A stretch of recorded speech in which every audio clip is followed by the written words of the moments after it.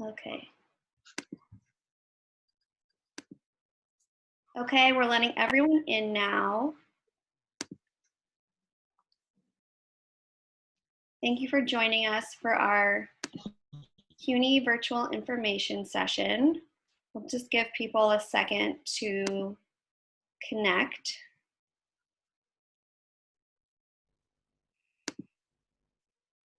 See a few more people coming in. Welcome, welcome everybody. Okay, so we've got a good group in here. As a reminder, this is the CUNY virtual employer information session. We are so pleased to have Ann Chamberlain with us, who is the University Director of Talent Acquisition at the Office of Recruitment and Diversity, as well as Shaquiea Sykes, who's the Diversity Programs Manager. So ladies, thank you for being with us. Before we get started with the presentation, I'm going to start a short poll, which everybody should see pop up. I'm launching the poll now. Suzanne, do you see it? Yes. Okay, great. So I'm going to give everybody just a minute to fill out the poll so we can see our folks working at CUNY, what types of roles you're interested in, and then we can share that with our hosts. And just as a reminder, we're going to have about 30 minutes, up to 30 minutes of our lovely hosts presenting, and then we'll do Q&A. You can type in questions into the chat box. You can actually start typing them in at any time, but we are going to hold them until the end. Okay, so I see the numbers of the poll are going up. I'm just going to give it another few seconds. And I'm going to end it. And can you see the results, Suzanne? Yes, actually this time we can. Oh, wow, amazing. Okay, for anyone who can't see the results, student affairs, student life, career services, almost 75% said that's the type of role they're interested in. Second was marketing, communications, and fundraising with 26%, academic affairs, 53%, operations, finance, registrar, HR, 44%. We did let people choose more than one if they wanted to. And then we also asked, have you ever worked at CUNY, either now or in the past in any capacity? And it looks like almost 75% of people said no, they haven't, and 26% said yes. Okay, so we'll send that later. So we're ready to get started, and I'm gonna let Shaq take it away with her lovely presentation. And we'll give her a second to share her screen.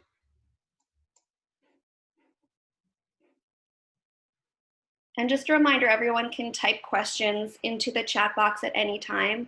We will hold them until the end, but we will be keeping track of them.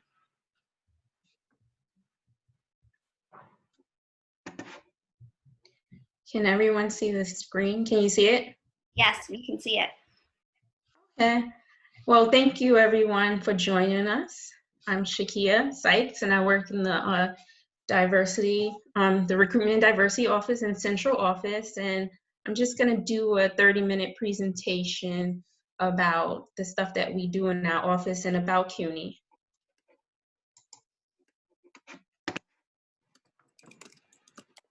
So I want to go over an agenda for today. It's, I'm going to talk about our office, the Office of Recruitment and Diversity. I'm going to go over the search process, our benefits at CUNY. We have really good benefits. And then we'll talk about some cover letter and resume tips and tips for virtual interviewing. And I did do a little search for some job postings that some of you may be interested in. So some of the things that the Office of Recruitment and Diversity does is that we provide support for CUNY central offices and the campus for compliance, diversity, and recruitment. We work closely with some of the universities and we support CUNY's workforce. So what we want to do is support, provide a diverse and inclusive community at CUNY. And we do this by working with the University Advisory Diversity Council, the campus chief diversity officers, and faculty at CUNY. And here are some of the principles of the university when it comes to diversity. We want to implement policies to provide support to the students and to our workforce.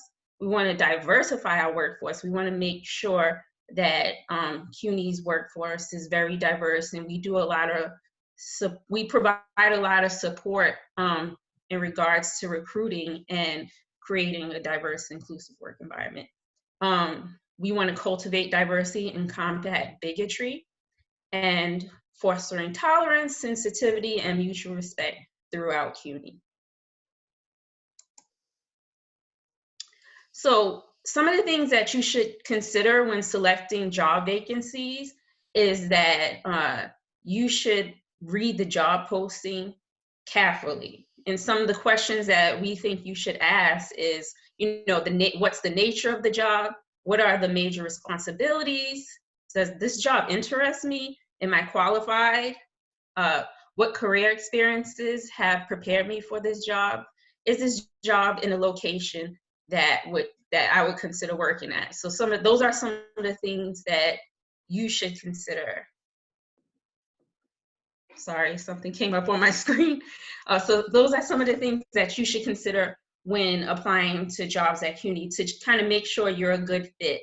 And we also have civil service positions, and those are the positions that require examinations. And I don't know if any of the people on today would be interested in those positions, but they're mostly clerical, custodian, security, and IT positions. And those positions, you have to take an exam for them. You can still apply to it and be provisional, but eventually you'll have to take an exam, and that's how you get job security and you stay in the position.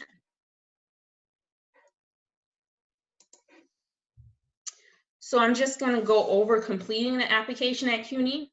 So in order to be considered for a position, you have to complete an application, and there has to be a vacancy. Sometimes our office will get emails with just resumes, and there's no posting for it. So you should look for the position at CUNY Jobs if you're interested in a position. If you just send a resume and a cover letter, and you just say you want a job and you're interested in this field, we can't do anything with that because there's no position posted, or if you didn't indicate the posting number. So at CUNY Jobs, there is instructions on how to apply for jobs at CUNY. Sorry. Each job posting has a statement of qualifications and what we're seeking and what we're required. So what is required and what is preferred are different. A qualification is noted as a required qualification, such as like a degree, like a BA degree, a PhD, a high school diploma. So be sure that your resume includes that you completed your degree, because that may be a required qualification for the position. So some job applications, some job postings may request a certain number of years in related experience, and that refers to paid work experience in the position.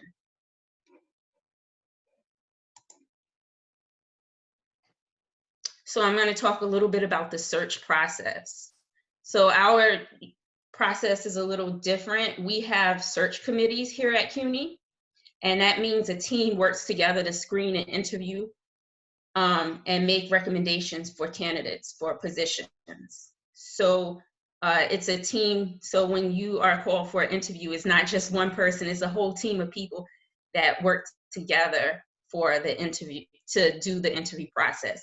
Members of the search process review the applications of the qualified candidates, and if the candidates need more information, we'll contact you. And if we want to interview you, we'll also contact you. Very important that you keep your contact information on your resume updated, your resume and cover letter, so that we have the correct information to contact you.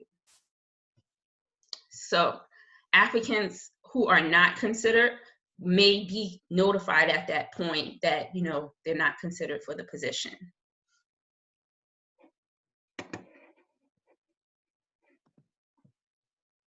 Sorry.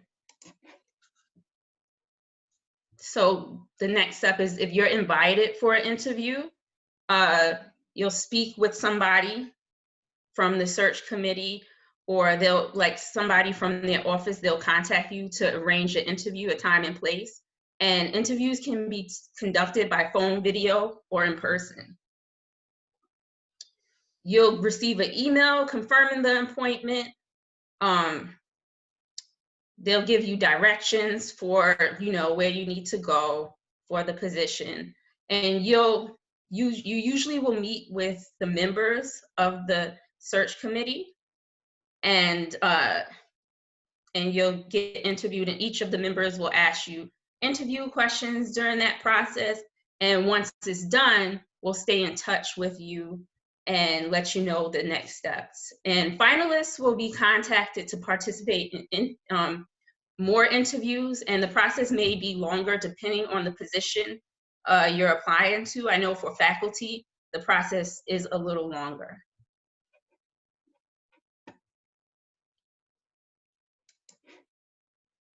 So some of the most common reasons candidates are not selected for positions is that the candidate lacks minimum qualifications that are stated in the position. The response, the candidate may not respond during the interview appropriately, and they may not understand the position. The job experience may not be what the college at the time is seeking, or the candidate's materials are not well written or organized, or some requested information is missing. So some of the benefits at CUNY is that we have sick leave programs, we have paid sick leave, we have paid vacation leave. If you have kids, we have the 529 college savings program. We have really good health insurance. We have a paid parental leave policy. We have transit benefits and tuition fee waivers. So it's great working here, I can tell you that.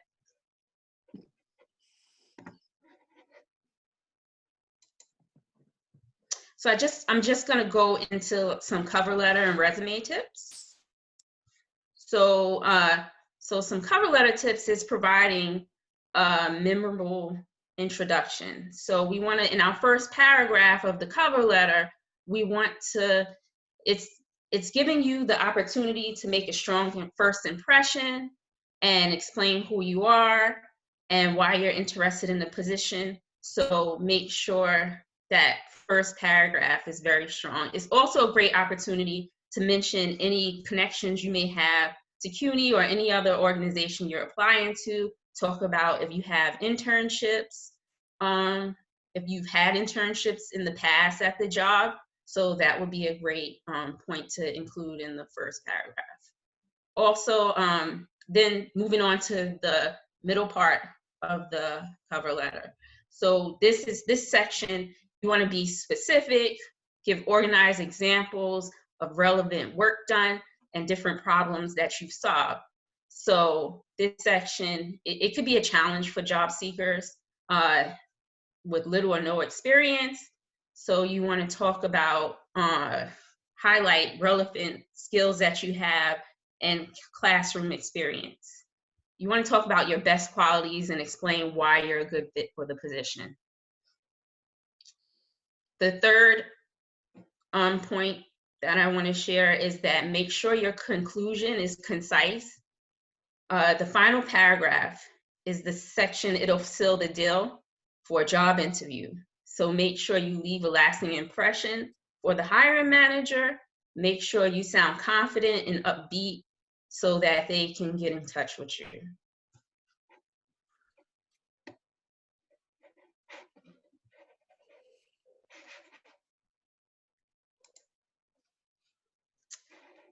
So I know like now, you know, during this time, now is the time like where there'll probably be a lot of virtual job interviews. So I wanted to share some tips for virtual job interviews. So make sure you find a quiet place, make sure it's private, well lit, and free from interruptions. Ensure that you have good internet connection. Make sure you check that the audio is working. I know sometimes we have issues with audio, so make sure you do that. Test your webcam. Make sure you're like sitting in like a great position in your home or in your home where it looks okay and it's not too distracting. So close any unnecessary tabs or applications, because sometimes that might slow down your computer and cause it to freeze. Make sure you dress professionally and avoid bright colors. You still should get dressed up even though it's a virtual interview. You know, have a pen and notepad so you could take notes. Make sure your resume is at your desk. Make sure you're smiling and you're being engaging. Use hand gestures when appropriate, and place your phone on silent. I know some of us may forget that, so remember to place your phone on silent. So instead of like giving specific resume tips on creating a good resume, I thought I should give things to check, because I know we all probably have a resume. So some of the things that I've forgotten to check in the past. So I thought this might be good to give. So make sure you check the spelling on your resume before you click submit. Check your grammar. I usually run my resume through Grammarly, or I ask a friend to take a look at it to check spelling and grammar. Make sure you're using the correct tense. I know it's hard, especially when you have a good amount of work experience on your resume. So go through it and make sure your past jobs you're using past tense, and your current job is in the current tense at the moment. When you're listing your current accomplishments, make sure you're mindful of that.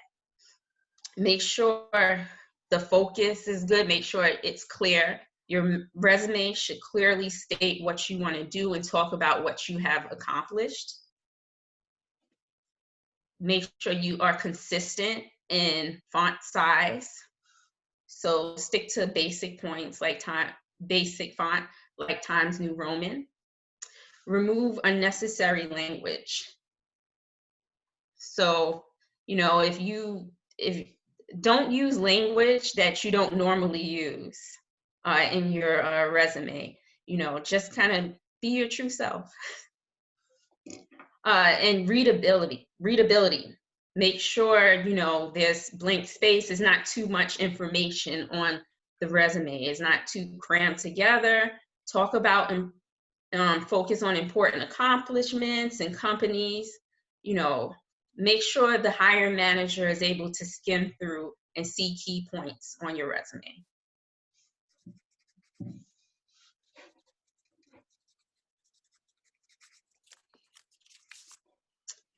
So I wanted to share I did a search of some job postings that you may be interested in.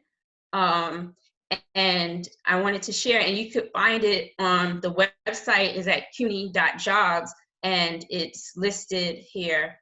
And the job ID number is, if you want to take it down, we'll also share the PowerPoint for you if you want to come back to it. But these are just a few. It's not all the jobs on CUNY, but it's just a few that I thought you might be interested in taking a look at. So I'll give you a minute if you want to take down the job ID.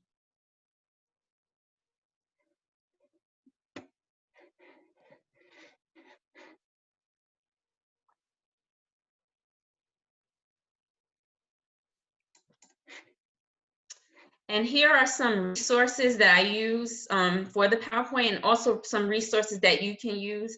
I know some of the stuff I talked to, I kind of cut it down for the sake of time, but if you go to our CUNY webpage, you'll be able to see information on recruitment and HR benefits, and you can see what's offered. And you can also do research on positions that you may be interested in, or through the Chronicle or Inside Higher Education. So I'll leave this up for a little bit if you want to take notes on it. Again, we'll send you the PowerPoint.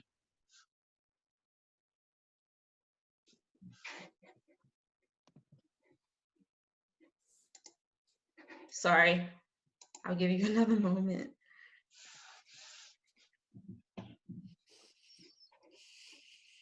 And then here is our contact information. If you want additional information, if you have questions, you can contact Jobs at CUNY to get in contact with us at the Office of Recruitment and Diversity.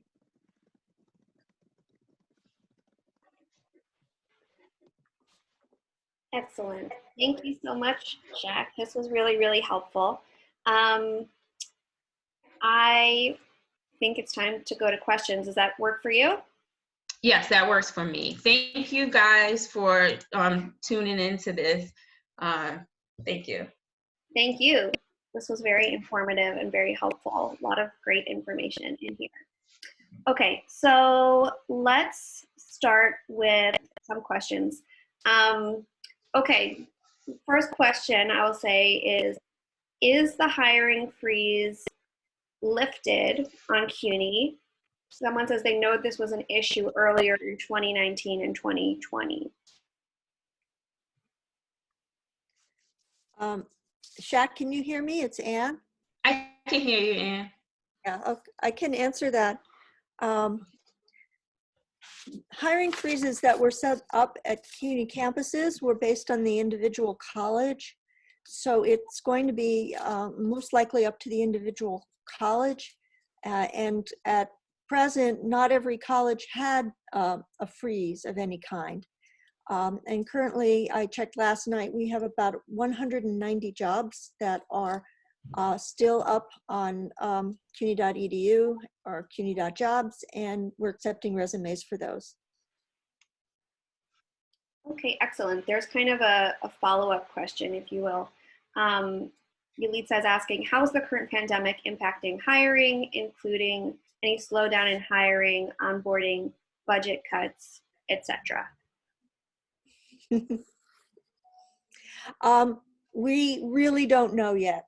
I know that we are looking very carefully at the jobs that are open, and we've been spending a lot of time the past week or so to make sure that people we have hired can get onboarded virtually and just getting that process in place. So people are being hired, they're coming on board, and they are coming on board virtually. Okay, great. Okay, so let's see. Does CUNY offer any internships or jobs that are appropriate for someone still working towards their BA? We do have internships, and it's actually listed on CUNY. I can add that to the PowerPoint as a resource. So there are jobs for students that are still working on their degrees. Okay, great. Let's see. Samantha has a question about search committees. Can you speak a little bit about how search committees are usually formed? Anne, do you want to take that one? Yes, the idea of a search committee is that we can make the most fair assessments that we can make if there are a group of people who are knowledgeable but have different perspectives. And typically, a committee will range from 3 people to maybe even, for some jobs, 8 or 10 people. And we seek people who know a little bit about the job. Either they would be a customer or someone in another department or in the same department. And they have some background and experience in interviewing or we help them learn to do that. Okay, great. So Tali has a question. She says, thank you for presenting today. What types of skills are a good fit for positions at your office, the Office of Recruitment and Diversity? My background is in diversity. I did a lot of diversity work in my previous position. Also, understanding data is a good skill because we review a lot of underutilized positions, and being able to like implement and enforce change, kind of being change agents, because we do different reviews. So those are some, and can go into more if I didn't cover them all. Oh, good job. Thanks. Great. Okay, thank you. So Anita has a question. What are the tuition reimbursement and benefits for CUNY part-time or full-time employees? If you can talk a little bit about that. I can actually send, because I think it varies. I think some of it is free tuition for certain. I can actually send an email with that information and the link about the, because yeah, some of it is free tuition, and it kind of breaks up, and for graduate students it's different. So that's from what I read. Okay, great. So we're kind of jumping around, so thanks for going with the flow here with us, ladies. So I know for our students at the Marxe School, a lot of them are transitioning into higher ed, maybe from a background in private sector or nonprofit, which myself, I am one of those examples. So Rosemary has a question about if two people are interviewing for a job and they both get to the final round, one has higher education experience and one does not. Is there anything that person who doesn't have the higher education experience could do to kind of make the best impression and stand out in that interview and hopefully get that job? They can relate what they're doing to what they're currently doing and what they have done in the past to the position. Just basically like align your skills to the position that you are interviewing for, and talk about that and highlight some of the achievements you've done in your current job, or whether in your current job or whether you're in school. Talk about some of the achievements you've done there. That's what I would do to kind of make yourself stand out. Okay, I personally have a follow-up question, which is a general question about how important is it to have experience working in higher education when you're applying for higher ed roles? I don't think I didn't have experience in higher education. I'm coming from the city government, so I guess it's not like that important, but it also depends on the position too. So yeah. I think that also. Okay, gotcha. So someone has a question. Let's see, Leah has a question. Should I change my resume based on the job that I'm applying for? You should alter it and use keywords from the job description that pull keywords from the job description and put it in your resume. I think whenever you're applying to jobs, every title is different, every company is different, and I think you should tailor it to that company and that job description. So you shouldn't have one. It's good to have a general resume, but you're going to have to alter it for each job that you apply for. And the same with the cover letter. Absolutely. Completely agree. Thank you. Do you have any, from a question from Samantha, do you have any tips for professionals who want to transfer from one department in higher ed to another? For example, career services to academic affairs. Like, any advice on making that transition? Anne, do you have any? It may depend on the title that you currently have, if you're talking about working at CUNY. But typically all of the jobs that we have to fill are posted, and both internal and external people apply to those jobs. I think that we are looking at, or before the crisis happened, we were in the process of implementing an internal job posting program for CUNY, which hasn't come up yet. But I think that in any of these situations about having higher ed experience or not, or having experience in a different area, it's sometimes helpful to acknowledge, maybe not dwell on it, but acknowledge, I don't have experience in this area. However, here are the skills that I've used that will help me in this new job. So kind of reducing it to what are the basic skills, and that means that you need to find out what would be the most important skills for that job. Okay, great. Thank you, Anne. Another question from Hafsa is, Hafsa has a question about the percentage, and I know you may not have exact numbers in front of you right this moment. The percentage of CUNY roles that are filled by new talent, I guess people coming in from outside of CUNY, versus those who are promoted or hired from within. I know that there's a lot of internal movement in CUNY, which is great because people can come and switch departments, move up in their roles. But I don't know if you have a sense of the percentage of new people coming in versus people that are getting kind of, internally hired. For faculty, nearly everyone is coming from outside of CUNY, mostly because we have some pretty small PhD programs at CUNY. But for administrative jobs, when we survey our new hires, we find that about 2/3 of them have some relationship to CUNY. However, that doesn't mean that they necessarily work here. It could mean that they attended school here, got a degree here, or that they had a family member who did. And CUNY is so big that if you are in New York City, you probably have some connection to CUNY, but it may not always be a working connection. Okay, great. So question from Erica.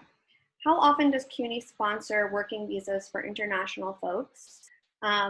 And how do you find out, is there a way to find out for a specific job if that's an option? I know that we at Baruch and all over CUNY have many international students, and I think it's really nice that they want to stay in the family. Tell us about that option. Is that possible for folks? It tends to be unusual for an administrative position and more possible for a faculty position. Beyond that, it is up to the individual college as to what their policy is going to be, which may sometimes come down to the money and the people that they have to do these. And you could get that information from the HR department of the individual college. Okay, thank you. Question from Federico. Do you start evaluating, this is something that I always wondered too before I entered CUNY. Do you start evaluating resumes before or after each job post closes?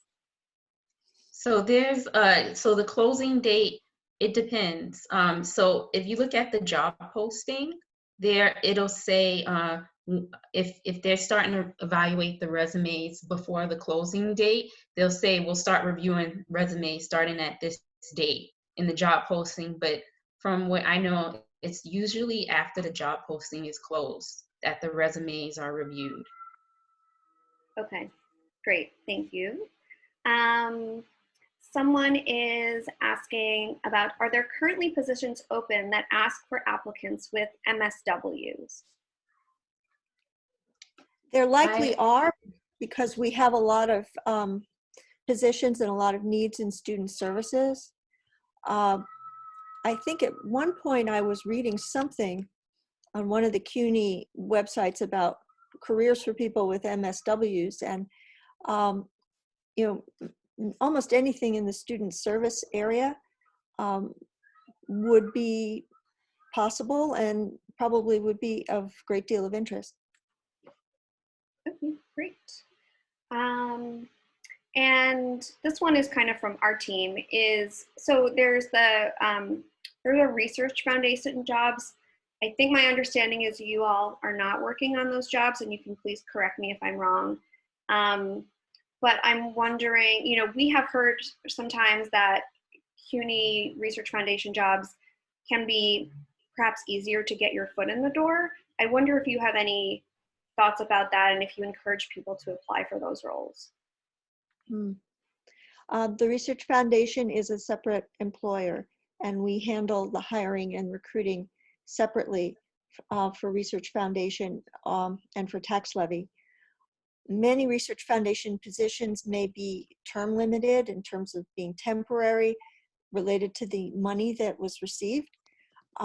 It can be a good way to get started, but it's, I think some people do that and other people don't.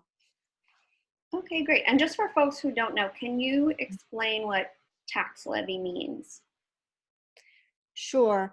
The Research Foundation is hiring people to perform work that has to be funded by grants or research money or philanthropy, money that is coming privately. When we refer to tax levy employees, these are the people who are paid directly through the government payroll.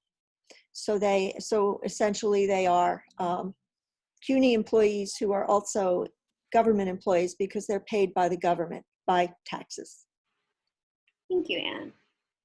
Okay, so another question from Federico. How long on average does it take from the first interaction to the hiring of an applicant? And also, you know, we're kind of in unprecedented times right now. So I wonder if, you know, the pandemic is going to affect the length of hiring as well. It may slow down the process. The process is a little slow already.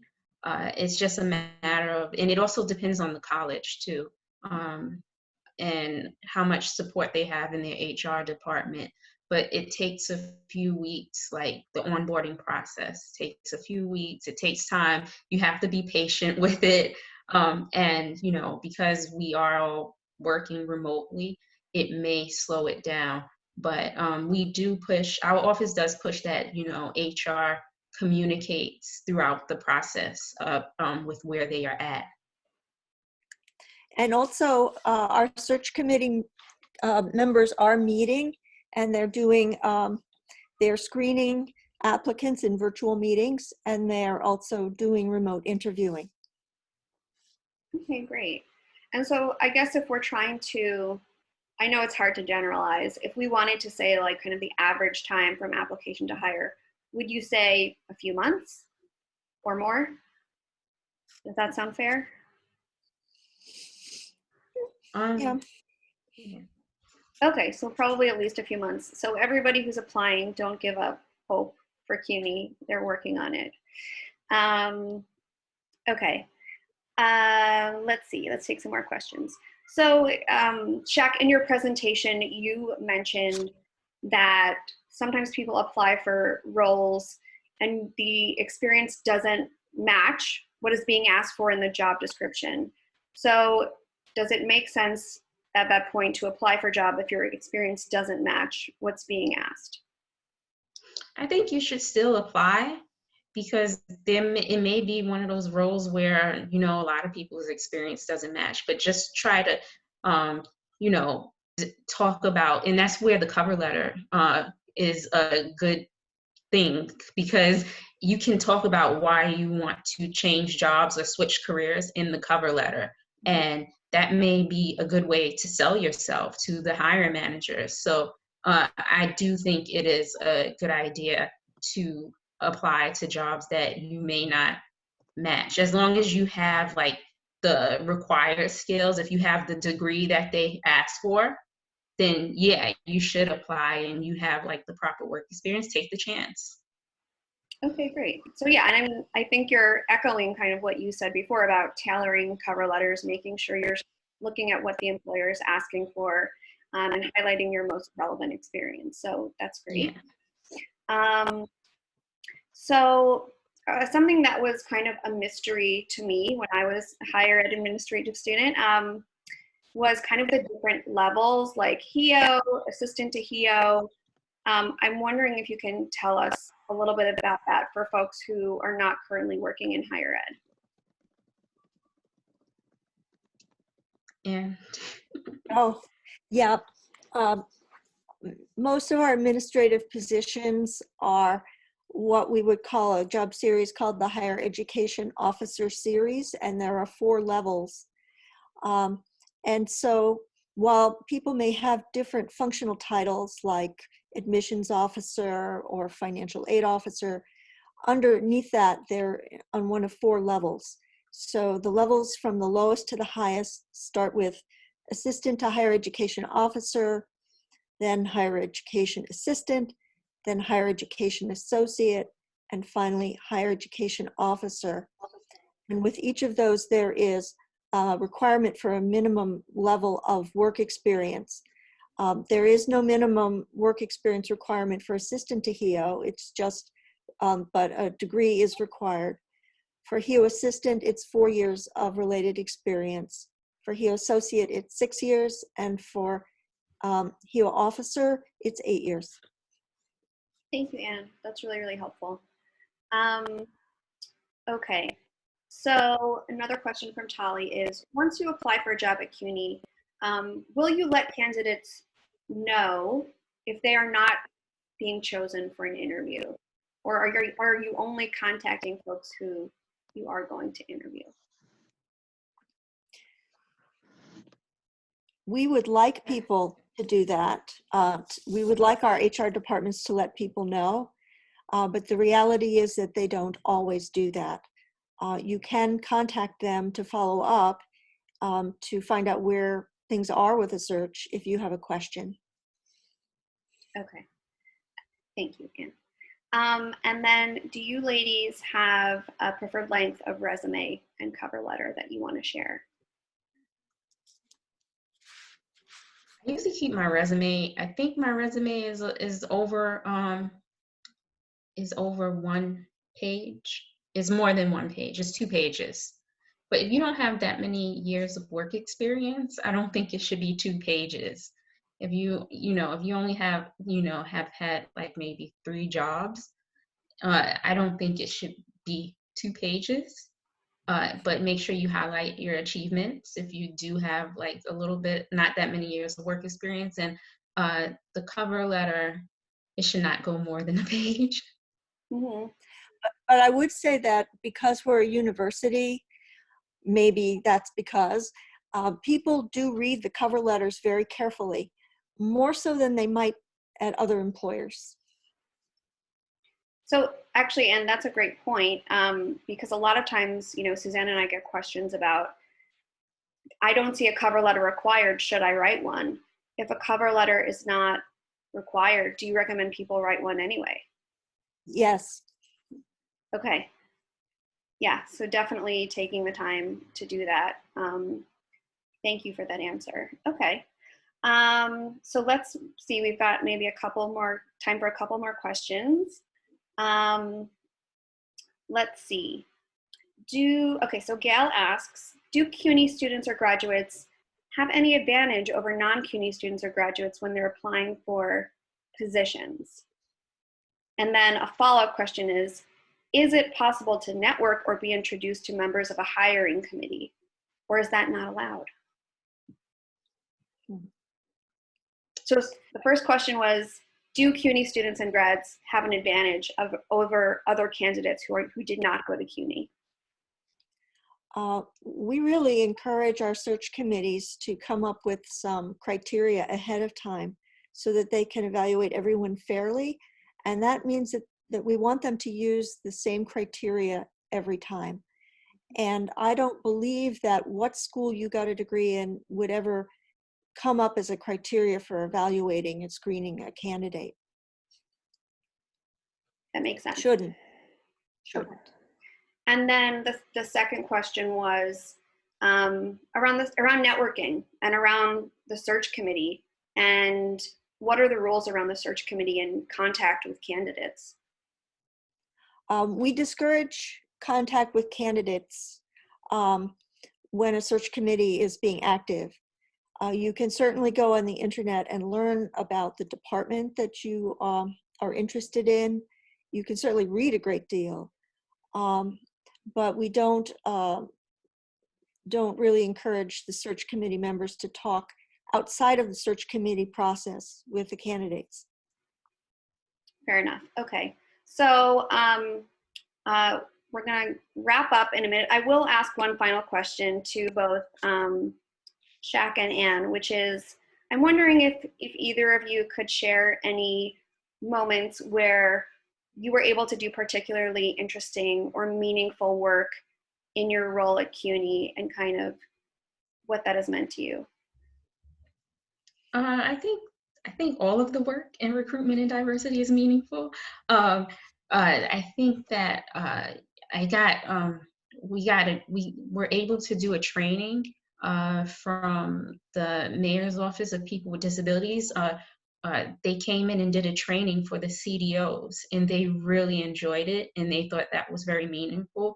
And I think that made the whole office feel really good, that we were able to do something to support the chief diversity officers at CUNY.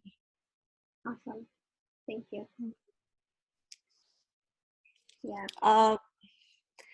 I think that it's going to depend on the role and where a person is situated, but CUNY is so big that sometimes even a little project can feel like it has an impact for many, many people. And I think that that's very important. We had something recently where with the current epidemic and issues going on in society in general, where there was a concern about discrimination against Asian Americans and Asian people. And we worked with a committee of faculty members to come up with a statement that they've published and publicized and gotten other people to sign on to, really reminding people that that is just totally not appropriate. So I think we have a lot of impact on how people feel about their jobs, not only how they do their jobs. Wonderful. Thank you. And in your presentation, Jack, you were able to share, I think, an email where people might be able to send follow-up questions. Can you tell us one more time what that was? Or you could type it in the chat box, whatever is easiest. I'll type it in. So I know that I see that there are more questions coming in. Please send them to Shaq. And Oh wait, did it? oh, you sent it privately to me. Yeah, it's jobs@cuny.edu. I'll put it in too. And I'm also going to put in also the link for the other events in our Social Impact Career Series coming up. We hope you will join us. Please join me in thanking Shaq and Ann for taking time out of their day to give us this valuable information. We so appreciate it. And thanks to all of you for tuning in, and we hope to see you at CUNY very soon. Have a good day, everybody. Stay safe, stay healthy. Have a nice day. Thank you. Stay safe. Bye.